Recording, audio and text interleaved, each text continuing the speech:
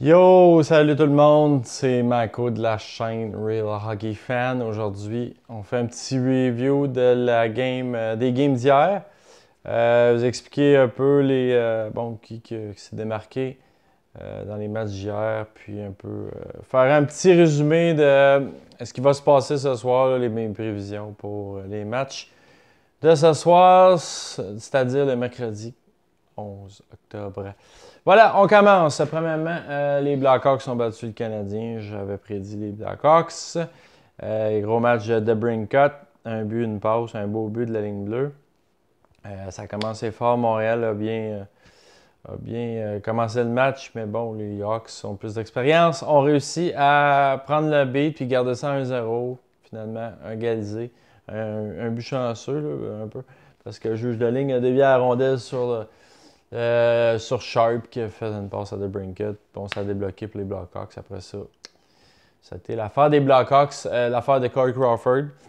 Résumé un peu, là, Corey Crawford a connu une excellente partie, mais c'était la soirée des gardiens. Il faut le dire. Corey Crawford a connu un bon match. Sergei Bobrovsky a connu un bon match. Jake Allen, encore une fois, Jake Allen a connu un bon match.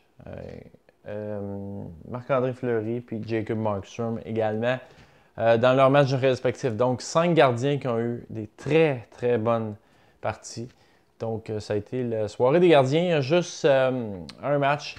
6-5, les Prédateurs de Nashville ont l'emporté contre les Flyers en prolongation. Donc, victoire des... puis, ils ont gagné grâce à la nouvelle règle. Dans le fond, que quand tu challenges un but, puis si ce but-là, la décision n'est pas renversée, il y a un 2 minutes de pénalité. Ils ont compté sur le 2 minutes de pénalité. Donc, victoire des Prédateurs qui ont pris les devants 3-0, sont refait remonter 5-3, puis les Prédateurs. Donc, ça a été un match bizarre en 3 temps. Là, les Prédateurs, les Flyers, après ça, les Prédateurs. C'est terminé. Donc, un match offensif. Ça a été le seul match offensif. Les Sénateurs sont rendus encore en fusillade, 3e fois. Cette fois, par contre, ils ont gagné face aux Canucks. Donc, victoire en fusillade. Un beau jeu de Ryan que j'ai retenu dans ce match-là. Bobby Ryan, belle passe à Ryan Dzingel. Beau jeu de sa part, donc ça résume un peu. Travis Konecny a fait un super beau but. On revient aux Flyers. Super beau but de Travis Konecny. Je voulais le mentionner également, vu qu'on parlait de ce match-là. Détroit-Dallas, super beau but de Séguin. Le deuxième, là, les Stars ont pris les devants 3-0. Ils n'ont pas vraiment perdu le contrôle, mais ça a été. Au moins, les Stars ont remporté leur première victoire. Donc, finalement, c'est fait. Bishop n'a pas été fort. Mrazek a été pas pire. Mais bon, bref, les Red Wings vont trouver la saison longue. Gros match de Mathias Janmark, 2 points pour lui dans ce match.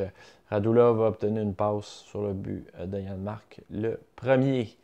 Séguin, comme je disais, a obtenu un but également. Donc, à part de ça, du côté des pointeurs, on va revenir à Nashville parce que je veux y aller dans l'ordre.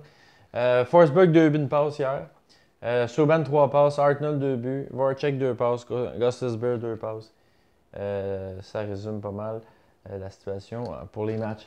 On a eu finalement le premier match de l'histoire des Golden Knights. Les Golden Knights ont dominé le match. Le momentum, comme je disais, le feeling de tout ça, ça a fait que, bon, ça a été un match assez extraordinaire du côté des Golden Knights. Excusez, j'ai comme un petit problème de caméra. Bon, pardon. C'est ça, gros match des Golden Knights.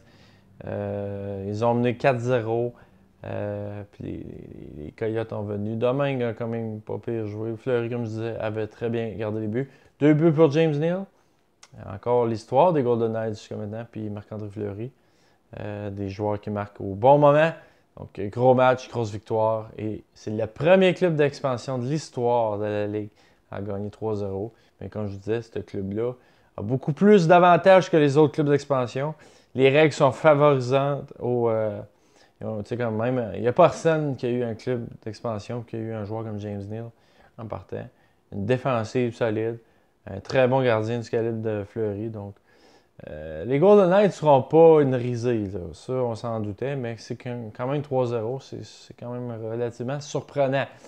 Les Blues sont 4-0. Ils ont remporté la victoire face aux Rangers. Comme je disais, Jake Allen commence à être vraiment solide. Probablement, il commence à se mettre dans l'élite de la ligue. Gros match de sa part, Jaden Schwartz. Jaden Schwartz, pardon, un but de passe. Voilà. Du côté des.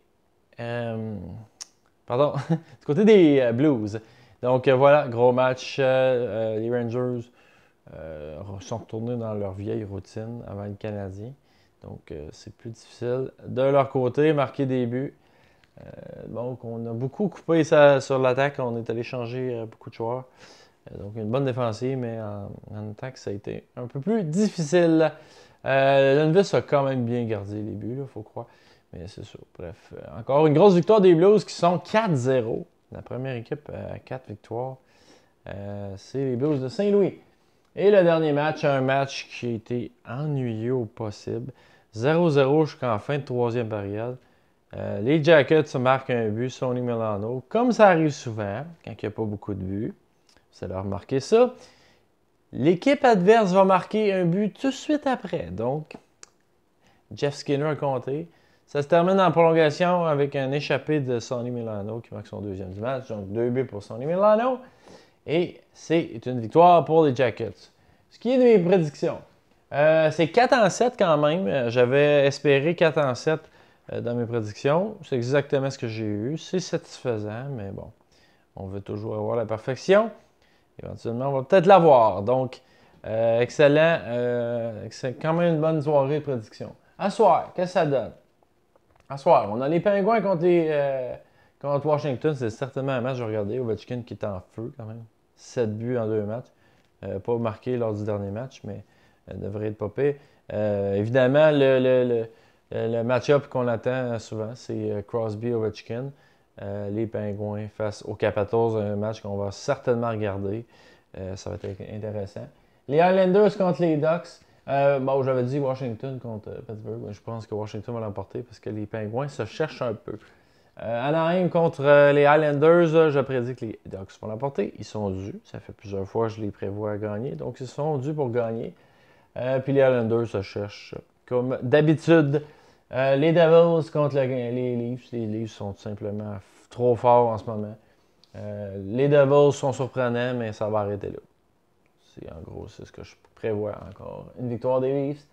Je prévois que les Browns vont prendre leur revanche face à l'Avalanche. Normalement, j'aurais pris l'Avalanche. Mais là, étant donné que les Browns ont perdu 4-0 lundi, ils vont vouloir se reprendre certains. Donc, victoire pour moi des Bruins. On va voir ce que ça donne. Calgary va affronter les Kings de Los Angeles. Là, je prévois une victoire des Flames de Calgary. Parce que les Kings aussi ne sont pas une équipe très puissante. Et je prévois que les Flames vont sortir fort. Peut-être Jagger va jouer, j'espère bien.